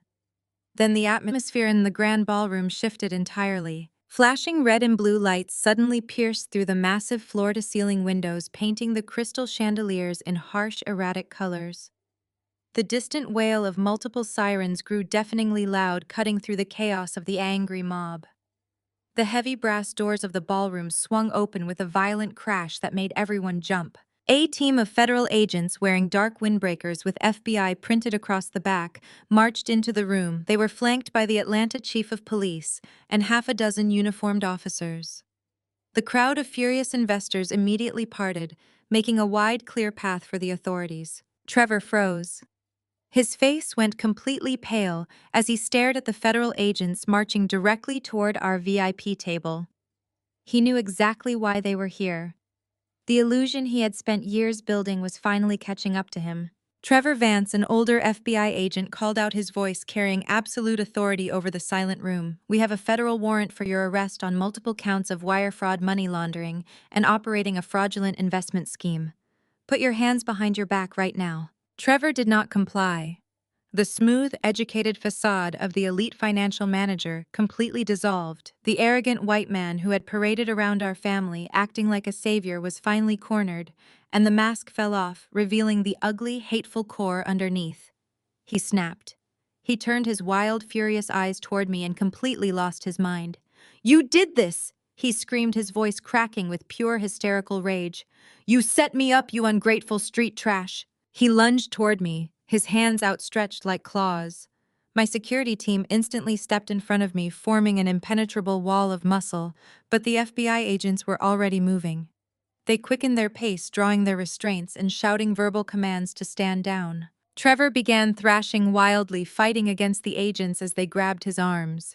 He started spitting out the most vile, disgusting racial slurs imaginable. The words tore through the elegant ballroom like toxic poison.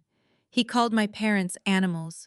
He called me names that echoed with centuries of hatred and deeply rooted entitlement. He screamed that we were all beneath him, that we should be begging on our knees just to be in his presence. He yelled that a bunch of uneducated black fools had no right to touch him or question his authority or take away his money. The wealthy black executives and socialites standing around the table watched in absolute shock and disgust. My parents, who had practically worshipped the ground Trevor walked on, simply because of his whiteness, were now forced to listen as he degraded our entire race in front of the most powerful people in the city. Desmond and Beatrice had sacrificed their own black daughter to protect this man. They had handed him their money, their home, and their dignity. And now the man they had chosen over me was telling the entire world that he viewed them as nothing more than garbage to be exploited. Chloe covered her mouth, backing away from the man she had married. The handsome, charming prince she thought she had secured was screaming racist obscenities while fighting law enforcement. Her entire reality was completely shattered. The FBI agents were not playing games. Two heavy-set agents grabbed Trevor by the shoulders, while a third kicked the back of his knees, forcing him to collapse. They shoved him violently forward. Trevor's face slammed hard onto the VIP table, right into a puddle of spilled champagne and a silver tray of half-eaten caviar. The fine crystal glasses shattered under his weight, sending shards scattering across the white linen tablecloth. "Stop resisting," the lead agent barked, pressing his knee firmly between Trevor's shoulder blades and pinning him flat against the table. The sharp metallic click of the handcuffs echoed through the silent ballroom. Trevor was breathing heavily, his cheek pressed flat against the wet tablecloth and crushed glass. His expensive designer suit was completely ruined, covered in food and spilled wine. He was writhing helplessly, whining and crying like a spoiled child who had finally been disciplined. I signaled my security team to part. I walked slowly toward the table, my heels clicking rhythmically against the marble floor. The federal agent stepped back slightly, allowing me to approach the man who had ordered me to fetch his car just an hour ago. I stood over him, looking down at his pathetic, trembling form. I did not feel a single ounce of anger anymore. I only felt the pure, intoxicating clarity of absolute victory. This was the moment I had worked 10 brutal years to achieve. Trevor looked up at me, his eyes red and filled with tears of defeat. He was hyperventilating, the heavy metal cuffs biting into his wrists as he struggled to breathe against the table. I leaned down, resting my hands on the pristine edge of the table. I brought my face close to his, making sure I was the only thing he could see. I wanted my face to be the very last thing burned into his memory before they locked him in a cell. "Welcome to reality, Trevor," I said, my voice smooth and perfectly calm. You spent all night telling me I did not belong here. You told me I was out of my element. But look around. I own the ground you are bleeding on. I own the bank that holds your debts. In my world, you are the one who does not have the clearance to sit at this table. I stood back up and nodded to the federal agents. Get this trash out of my hotel, I instructed them. The agents hauled Trevor to his feet, roughly pulling him away from the ruined table. He was still sobbing, his legs barely able to support his own weight, as they marched him through the crowd. The wealthy investors parted silently, watching the fake billionaire being dragged out the grand doors in absolute disgrace. The flashing police lights outside swallowed him whole, leaving nothing behind but the shattered remains of his fake empire. My parents and my sister were left standing in the wreckage, surrounded by the very people they had tried so hard to impress. They had absolutely nothing left to hide behind. The golden child was married to a racist felon. The wealthy parents were broke and homeless. The truth was completely exposed, and I was the one holding the spotlight. The grand doors of the Obsidian Hotel ballroom closed, shutting out the flashing red and blue lights of the police cruisers. The angry investors had followed the federal agents outside, eager to watch Trevor being shoved into the back of a squad car. The jazz quartet had long since packed up their instruments and fled. The massive room was now eerily quiet, leaving only the shattered remains of my family standing in the wreckage of the VIP section. The bright light from the crystal chandeliers seemed to shine directly down on me, illuminating my vintage coat and the absolute calm on my face. My parents, Beatrice and Desmond, were standing just outside that circle of light, completely swallowed by the shadows of their own ruined reputation. They looked like ghosts. Their designer clothes hung loosely on their frames, and the arrogant posture they had carried for decades had entirely collapsed. Beatrice looked at Chloe, who was still sitting on the floor, sobbing into her hands, mourning the loss of her fake billionaire husband and her elite social standing. A look of pure resentment flashed across my mother's face. In a matter of Beatrice made a calculated decision to completely abandon her golden child. She turned her back on Chloe and slowly walked toward me. Her hands were trembling, and her perfectly styled hair was coming undone. She stopped a few feet away from me. Her eyes filled with fresh, desperate tears, but this time there was no audience left to manipulate. Maya, my mother began, her voice cracking as she reached out a shaking hand toward me. Maya, you have to listen to me. I was wrong. We were so incredibly wrong. I stood perfectly still, letting her words hang in the empty ballroom. I did not reach out to take her hand. I just watched her strip away the last remaining shreds of her dignity. You are the most brilliant child I have ever had, Beatrice cried, falling to her knees right there on the cold marble floor. You are a billionaire. You are a powerful, respected woman. I always knew you had this fire inside you. I always knew you were destined for greatness. Please, Maya, you have to forgive us. You have to give us another chance. We are your parents. We gave you life. Desmond stumbled forward, dropping to his knees right beside his wife. The proud, commanding patriarch who had threatened to disown me just an hour ago was now looking up at me with absolute sheer terror. His face was stained with sweat and tears. Maya, please, Desmond begged, clasping his hands together as if he were praying to me. You bought our house. You own the Buckhead estate. You are the only one who can save us now. You cannot throw us out into the street. We have absolutely $0 to our name. Our accounts were tied up in Trevor's fraudulent fund. If you take the house, we will be completely homeless. Let us stay. We will live in the guest house. We will stay out of your way. Just please do not take our home. I looked down at the two people who were supposed to protect me, love me, and guide me through life. I saw nothing but two pathetic parasites who were only apologizing because their host had just been arrested by the FBI. Beatrice grabbed the hem of my dress, looking up at me with wild, desperate eyes. It was Chloe's fault! My mother shrieked, pointing a trembling finger at my sister who was watching us in absolute horror. Chloe poisoned us against you. She made us believe you were a failure. We will cut her off, Maya. We will never speak to Chloe again. We will disown her tonight. Just let us come home with you. You are our only daughter now. Chloe let out a gut-wrenching scream of pure betrayal. Mom, how could you? She wailed, scrambling backward across the floor. You said I was your everything. You said you loved me. You brought a criminal into my house and destroyed my life. Beatrice screamed back at her golden child, her face twisted in absolute hatred.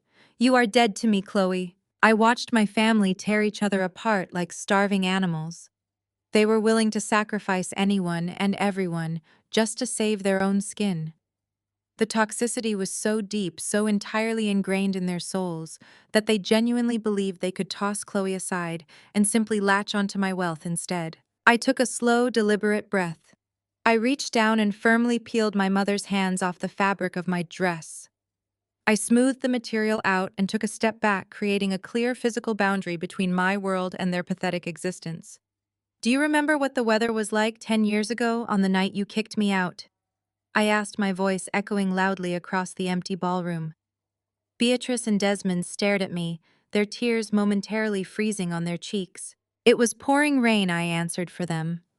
It was 38 degrees outside and the rain was freezing as it hit the pavement. I had a fever of 104.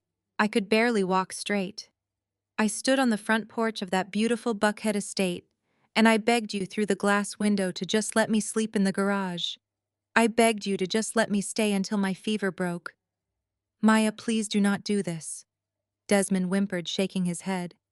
We made a terrible mistake. You did not make a mistake, Dad, I said, my voice dropping to a cold, lethal whisper. You made a choice. You stood in the warm living room with your arm around Chloe, and you locked the deadbolt while looking me right in the eye. You told me I was strong and that I needed to deal with it. You chose her. You chose your image. You chose Trevor. And you left me to die in the freezing rain. I reached into my vintage coat and pulled out my designer clutch. I unclasped the golden latch and reached inside. I pulled out a heavy, shiny set of brass keys. They were the original master keys to the sprawling $3 million Buckhead estate. The keys to the home my parents had prized above their own child's life. Beatrice saw the keys and let out a loud, desperate gasp of hope. She reached her hands up, her eyes wide and hungry, thinking that her tears had actually worked. She thought she had successfully manipulated me into handing over her precious mansion. I held the keys up, letting them catch the light of the crystal chandeliers.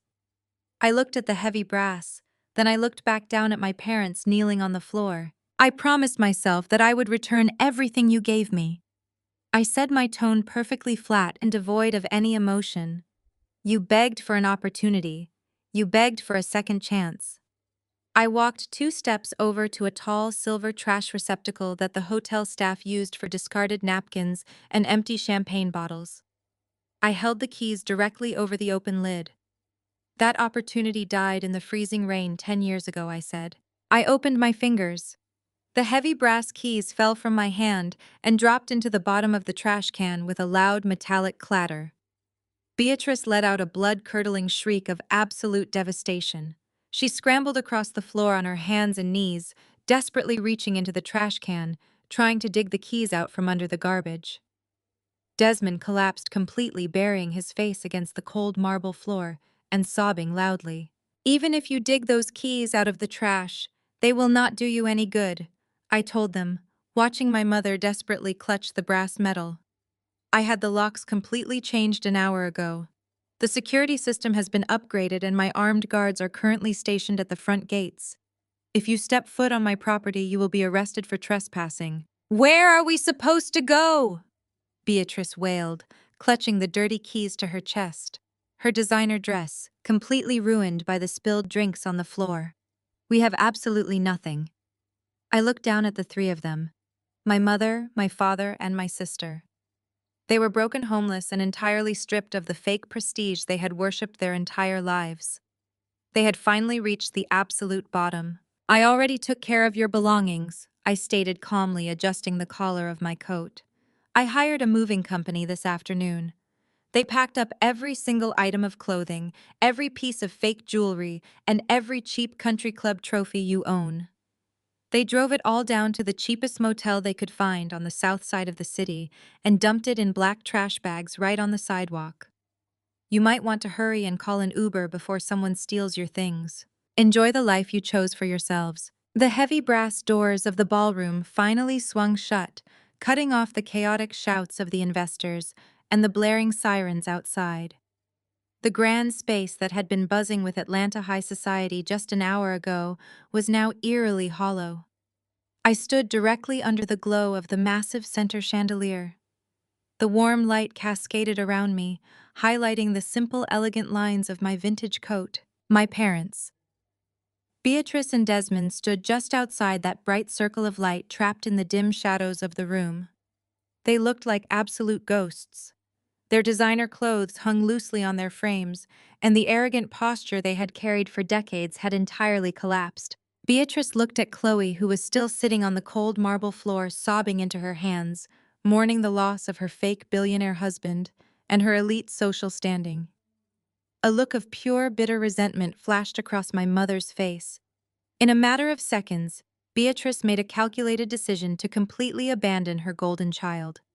She turned her back on Chloe and slowly walked toward me. Her hands were trembling violently, and her perfectly styled hair was coming undone. She stopped a few feet away from me, her eyes filled with fresh, desperate tears, but this time there was no audience left to manipulate. Maya, my mother began, her voice cracking as she reached out a shaking hand toward me. Maya, you have to listen to me. I was wrong. We were so incredibly wrong. I stood perfectly still, letting her words hang in the empty ballroom. I did not reach out to take her hand. I just watched her strip away the last remaining shreds of her dignity. You are the most brilliant child I have ever had, Beatrice cried, falling to her knees right there on the floor. You are a billionaire. You are a powerful, respected woman. I always knew you had this fire inside you. I always knew you were destined for greatness. Please, Maya, you have to forgive us. You have to give us another chance. We are your parents. We gave you life. Desmond stumbled forward, dropping to his knees right beside his wife. The proud, commanding patriarch, who had threatened to disown me just an hour ago, was now looking up at me with absolute sheer terror. His face was stained with sweat and tears. Maya, please, Desmond begged, clasping his hands together as if he were praying to me. You bought our house. You own the Buckhead estate. You are the only one who can save us now. You cannot throw us out into the street. We have absolutely $0 to our name. Our accounts were entirely tied up in Trevor's fraudulent fund. If you take the house, we will be completely homeless. Let us stay. We will live in the guest house. We will stay out of your way. Just please do not take our home. I looked down at the two people who were supposed to protect me, love me, and guide me through life. I saw nothing but two pathetic parasites who were only apologizing because their host had just been arrested by the federal authorities. Beatrice grabbed the hem of my dress, looking up at me with wild, desperate eyes. It was Chloe's fault, my mother shrieked, pointing a trembling finger at my sister who was watching us in absolute horror. Chloe poisoned us against you. She made us believe you were a failure. We will cut her off, Maya. We will never speak to Chloe again. We will disown her tonight. Just let us come home with you. You are our only daughter now. Chloe let out a gut-wrenching scream of pure betrayal. Mom, how could you? She wailed, scrambling backward across the floor. You said I was your everything. You said you loved me. You brought a criminal into my house and destroyed my life. Beatrice screamed back at her golden child, her face twisted in absolute hatred. You are dead to me, Chloe. I watched my family tear each other apart like starving animals. They were willing to sacrifice anyone and everyone just to save their own skin. The toxicity was so deep, so entirely ingrained in their souls, that they genuinely believed they could toss Chloe aside and simply latch onto my wealth instead. I took a slow, deliberate breath. I reached down and firmly peeled my mother's hands off the fabric of my dress. I smoothed the material out and took a step back, creating a clear physical boundary between my world and their pathetic existence. Do you remember what the weather was like 10 years ago on the night you kicked me out? I asked, my voice echoing loudly across the empty ballroom.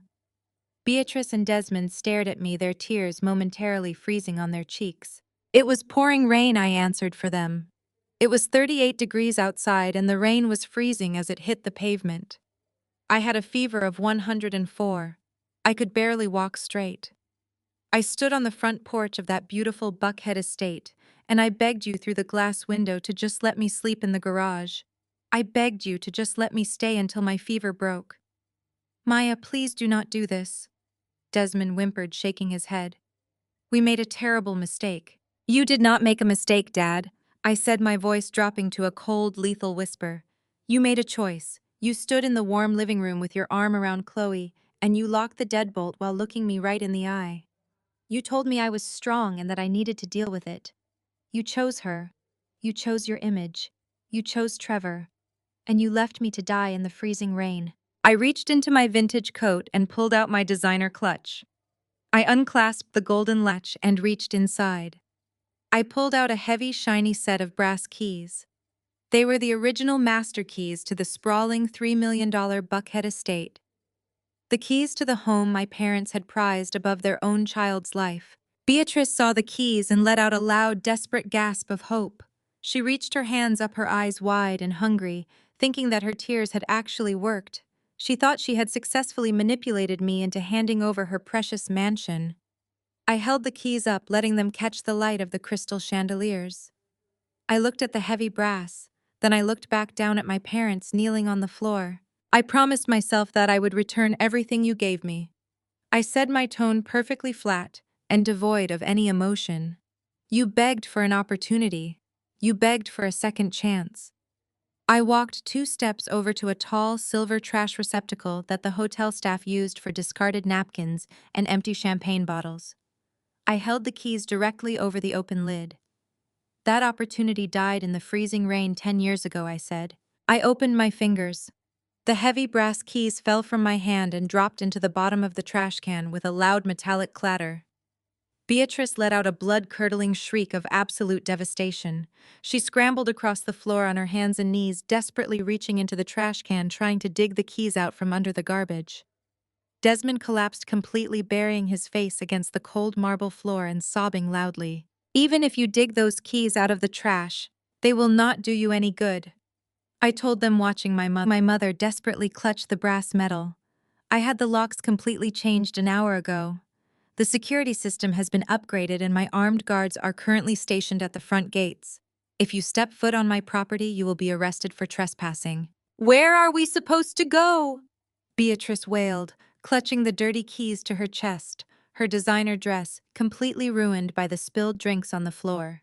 We have absolutely nothing. I looked down at the 3 of them. My mother, my father, and my sister. They were broken, homeless, and entirely stripped of the fake prestige they had worshipped their entire lives. They had finally reached the absolute bottom. I already took care of your belongings, I stated calmly, adjusting the collar of my coat. I hired a moving company this afternoon. They packed up every single item of clothing, every piece of fake jewelry, and every cheap country club trophy you own. They drove it all down to the cheapest motel they could find on the south side of the city and dumped it in black trash bags right on the sidewalk. You might want to hurry and call a ride before someone steals your things. Enjoy the life you chose for yourselves. I turned away from the shattered remnants of my family and walked out of the grand double doors of the Obsidian.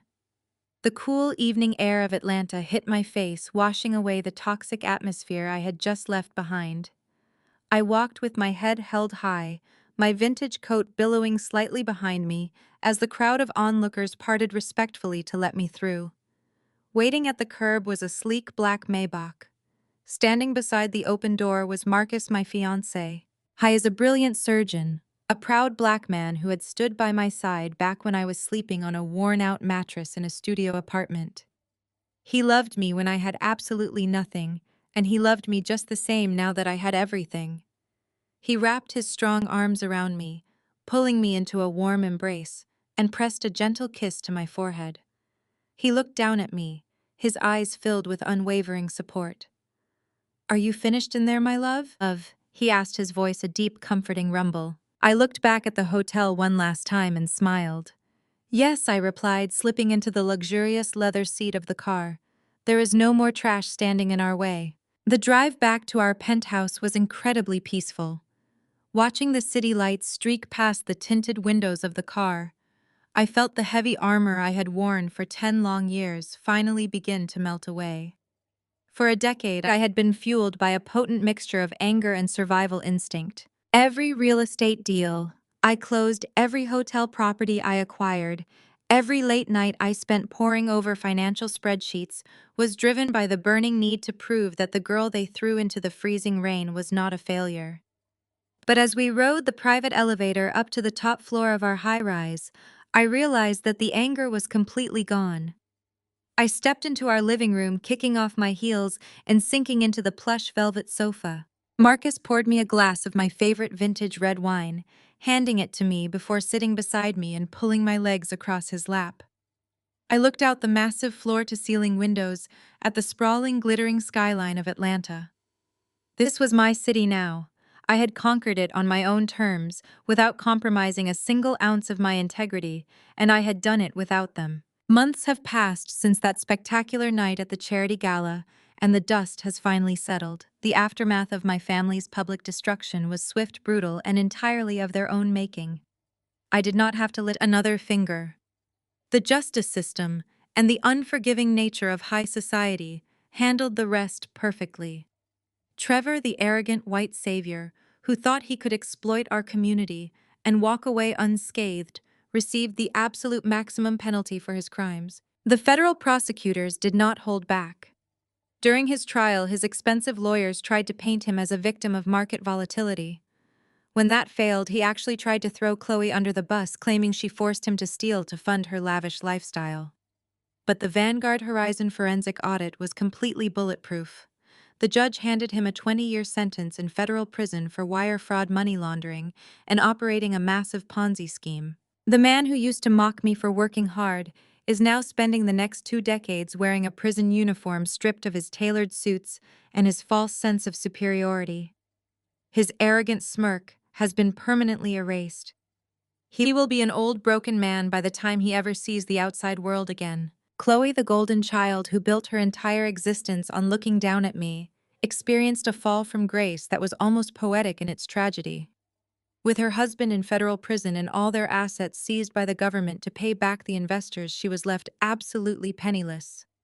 Her elite socialite friends, the same women she used to host lavish luncheons with, completely blacklisted her. In the world of Atlanta high society, there is no sin greater than being associated with a financial scandal that robbed your own community. Chloe had no college degree, no work experience, and no practical skills to fall back on. I heard she tried selling her designer handbags and shoes online just to buy groceries, but even that money dried up quickly. Desperate to survive, she was forced to take a minimum wage job as a late-night cleaning staff member at the exact same exclusive country club where she used to hold court as a VIP member. Now she spends her evenings scrubbing the marble floors, cleaning the toilets, and emptying the trash cans of the wealthy women who pretend they do not even recognize her when they walk past. The ultimate socialite, who demanded I sit in the back of the room, is now completely invisible, forced to clean up the messes of the people she once ruled. As for my parents, Beatrice and Desmond, their descent was the most pathetic of all. After I foreclosed on their $3 million Buckhead estate and dumped their belongings on the sidewalk, they quickly realized that their vast network of wealthy friends had completely evaporated. Nobody wanted to associate with the people who had vouched for a criminal and brought a scam artist into their exclusive inner circle. Without their mansion, without their country club memberships, and without their church board seats, they lost the only things they ever truly cared about. Their entire identity was wrapped up in an illusion of wealth, and without it they were nothing. They were forced to move into a run-down public housing complex on the outskirts of the city. A tiny, cramped apartment with peeling paint, faulty plumbing, and thin walls. From what I hear through the grapevine, they spend their days trapped in that miserable little apartment, bitterly arguing and constantly tearing each other apart. Desmond blames Beatrice for pushing Chloe to marry Trevor simply because of his race and his supposed wealth. Beatrice blames Desmond for blindly handing over the deed to their home without reading the paperwork. They sit in their poverty, completely consumed by regret. They know that the daughter they threw out into the freezing rain was the only one who could have saved them. They sacrificed a billionaire daughter to protect a broke criminal out of sheer vanity, and now they get to live with the agonizing reality of that choice for the rest of their miserable lives. They wanted to maintain a flawless image so badly that they destroyed their own foundation to keep it. I take a slow, deep sip of my wine, feeling the rich warmth settle in my chest. I lean my head back against the sofa, feeling more grounded and at peace than I ever have in my entire life. People in our society love to preach about the absolute sanctity of blood relations. They love to push the toxic narrative that because someone shares your genetic makeup, you owe them your infinite loyalty, your hard-earned resources, and your peace of mind. They will tell you that family is everything, and that you must forgive toxic behavior simply because they are your parents or your siblings. They will try to convince you that tolerating abuse is just a normal part of keeping the family together. But the truth I have learned the hard way is that blood simply makes you related.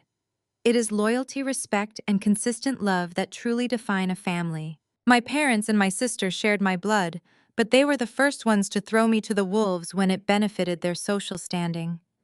They saw my ambition as a threat, and my presence as a burden. Marcus, on the other hand, shared no blood with me when we met, yet he protected me, supported me, and stood by me when I had absolutely nothing to offer him but my dreams and my drive. He celebrated my victories and wiped my tears during my failures. That is what real family looks like. Family is a verb. It is an action. It is how you show up for the people you claim to care about. If you are watching this and you are currently breaking your back, trying to earn the love and approval of people who only see you as a prop or a scapegoat, I need you to hear this loud and clear. Stop shrinking yourself to fit at a table that was never built for you. Stop apologizing for your ambition.